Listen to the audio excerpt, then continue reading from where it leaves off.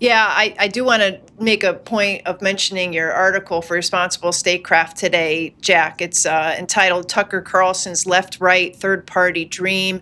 And you go into sort of the mechanics of what it would take for a third party to launch, but more importantly, that people on the right, like Tucker Carlson, are leaving the party. I mean, he's like the most high profile member of the Republican Party to announce that he's breaking ties, is seeking some sort of coalition on the left and the right among populists. So not only on the war issue, but on economic issues as well. I see some common cause there and breaking away from the Washington establishment. So like I encourage anybody in the audience today to take a look at that piece to see where those dynamics are.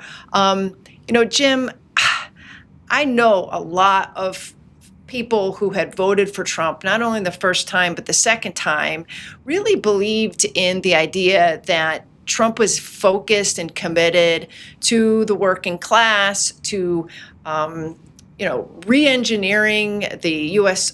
Economy, to be more self-sufficient, to break away from globalization, the supply chain issues. Really, he had painted this really stark contrast between Republicans and Democrats. Democrats who he said were too absorbed in social issues like identity politics and woke. Now it's been, over a year and a half since inauguration, and it does seem like this president has been distracted by geopolitical issues that Americans are kind of struggling to figure out, what does this have to do with me? What about those bridges and jobs and all of those bread and butter issues? Mm-hmm.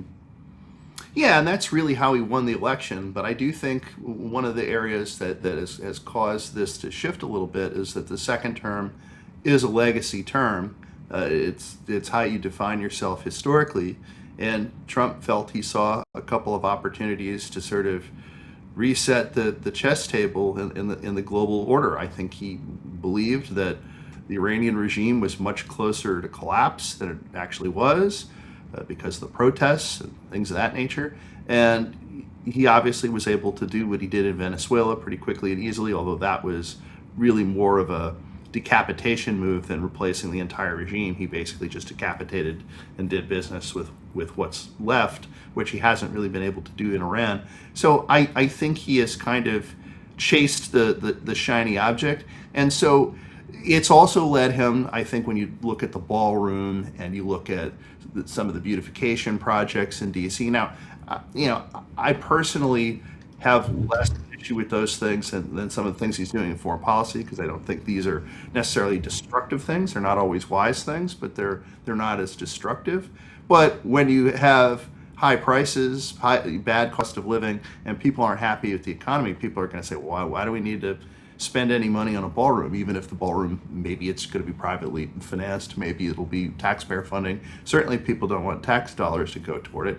So I think Trump has sort of looked past this term to see how he'll be viewed. And I think, if he doesn't pivot back at some point to the things that got him in office, I actually don't think it's going to enhance his legacy or put his political movement in a very good position to succeed him in 2028, with the caveat that 2028 is still a lifetime away in modern politics.